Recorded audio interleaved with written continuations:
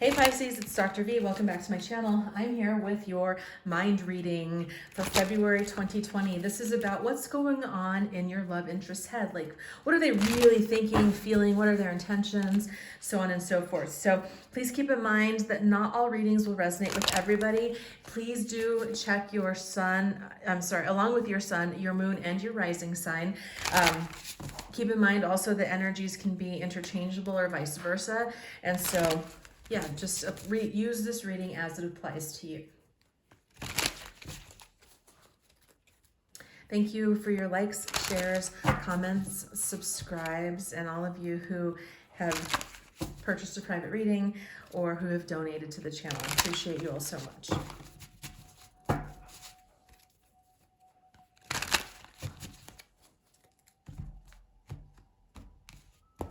Okay, so we're going to go ahead and get started with the person's thoughts about you, their feelings about you, and their intentions. Interesting. A lot of swords here. So we have the Five of Cups is about like their perception, how they're thinking of you right now is they feel like they've lost you. They feel like they fucked up is what I'm getting with this card. They look like this is a card of somebody who has knocked over some cups or something. Somehow the 3 cups got knocked over. 2 cups still remain. They did something, your love interest might have done something. They might have said or done something that felt insensitive, or maybe they ended the connection for whatever reason, put it on pause, walked away, and you were kind of like, you know what, fuck that, I'm not going to wait. Something along those lines. And they feel like they just screwed up and that it's beyond redemption. That's really what they feel. They feel like all they can see is the spilled milk, right? You know that saying, there's no sense crying over spilled milk. They're crying over spilled milk because they know that whatever they did was a mistake. How they treated you, what they said, the decision that they made, they realize that they screwed up. But what they don't realize is that all is not lost, right? There's still 2 cups remaining in this particular card. So they could very well reach out towards you. If they were to come towards you, you may be willing to reconsider, right? But they don't know that. They're a little bit fearful of that. They're like, well, what if I reach out and he or she or they are like, no, I'm not interested. And so that's really where they're at, their thoughts. They're kind of trapped in their own head right now. Their feelings for you, the King of Swords, like they want to communicate with you. They want to come forward with this clear, precise, intentional communication. They are very clear in their thoughts about you. Like whether they didn't see you clearly before or didn't see the situation clearly before, now they do. It's like they have really seen things in a different light. Maybe it was like, this happens a lot where people often, especially in like Mercury retrograde, where somebody will like start thinking about an ex and they're like, God, this person was really great and I just didn't see them. I didn't value them the way that I should have. And now I feel like a big dummy because I kind of screwed myself in the situation. And that's how they're feeling about this. They're feeling like they just didn't do the right thing. They didn't do right by you. They know they didn't do right by you.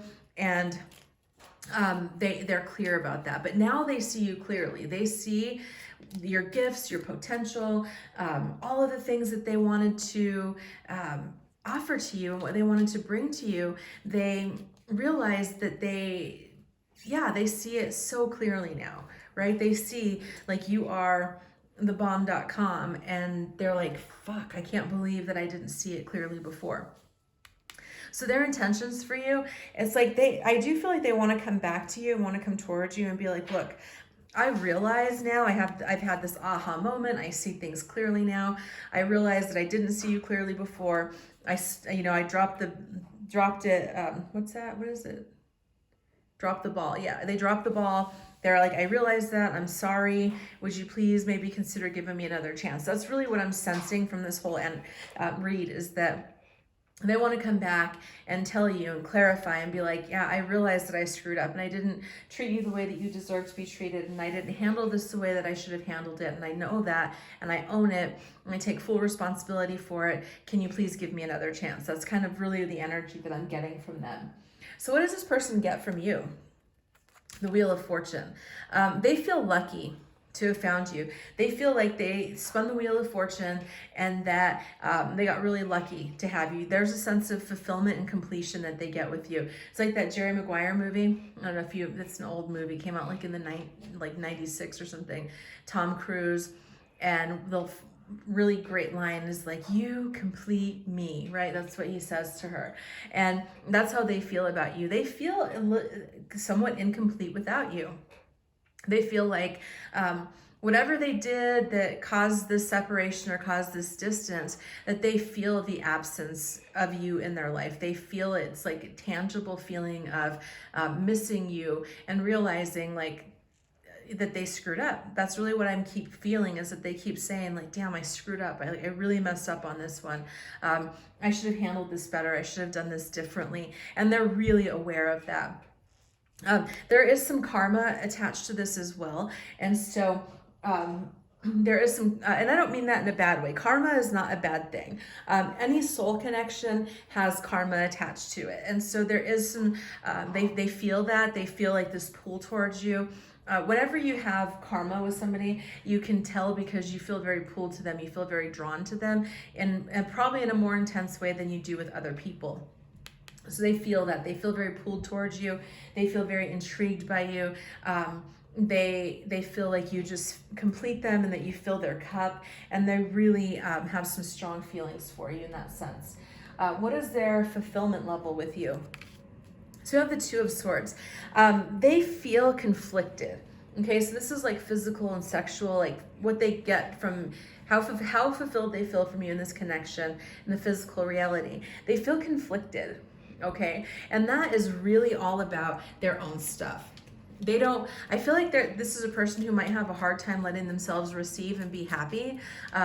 There might be some underlying like feelings of unworthiness where they're like, I don't deserve to be this happy and there's no way this is real. And so then they kind of like shut it down and close it off when they really shouldn't, when they should allow themselves to fully experience what it is that wants to come forward for them.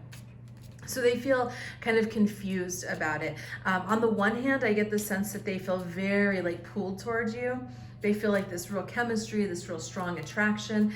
And on the other hand, they keep feeling themselves pulling back or something. And so they feel conflicted. They feel like they're at a crossroads. Like they should, they know that they want to like go down this path and indulge themselves and be with you and like fully explore that. But then they get scared and they feel like maybe they don't deserve it. And so that's the energy that they bring. I pulled a clarifier, and this is running. So it's like a fear of intimacy and listening to their ego. So they feel like, so because of the pull that they feel towards you, it makes them feel vulnerable. And then their ego defenses come up and like, run, run, run. You can't feel vulnerable. Like vulnerability is unsafe. Like you're going to get hurt. This person's going to take advantage of you. You look like a fool. There's all of this narrative that's going on in their head. And there's a fear of intimacy along with that they just are fearful about letting somebody see them. One of my mentors used to call intimacy into me see. And so there's a piece of them that is really fearful of letting you get too close and seeing them for who they truly are. And so they run. They do stuff to keep themselves busy. They keep themselves distracted. They keep themselves from being able to like really be conscious in this union with you. And so there may be some cycles here, especially with this, where they come, they go, they come, they go. And you're like, you know, I don't even know, man. It's like that. What's that song by, is it Boy George? Karma Chameleon, you come and go, you come and go. Love would be easy if your colors were like my dream. So yeah, they're like that. They come and go.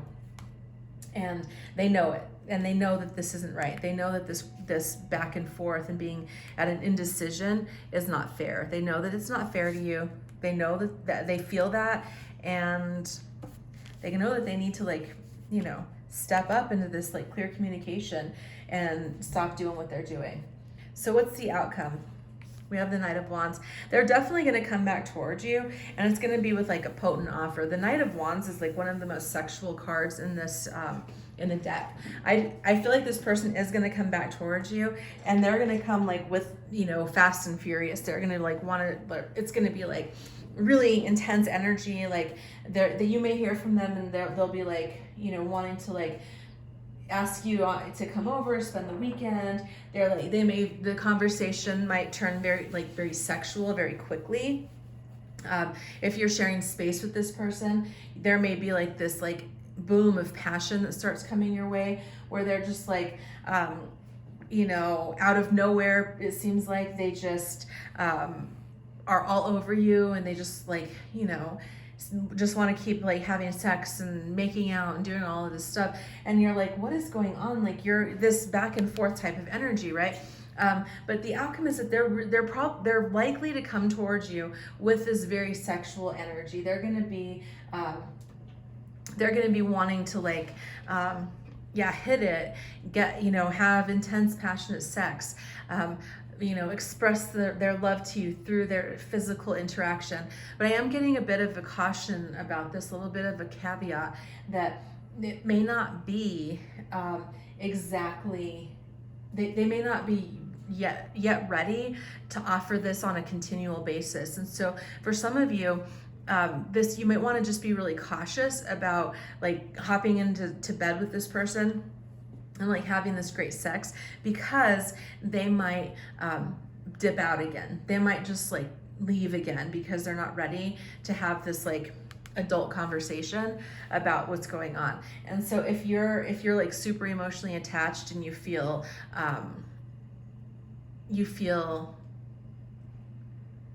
like vulnerable to this, like that it would hurt you and you wouldn't be able to handle it, or you'd be heartbroken all over again, then be careful. Don't hop into the sack with them. If you can handle it, if you can be like, whatever, we just had like amazing sex, and if I don't hear from them, it's no big deal. If you can deal with that, then go ahead. Just be careful. Just recognize that they may not quite be ready to do what it is that you want. So I hope that this reading resonated. Please let me know if you have any questions. Take care. Bye.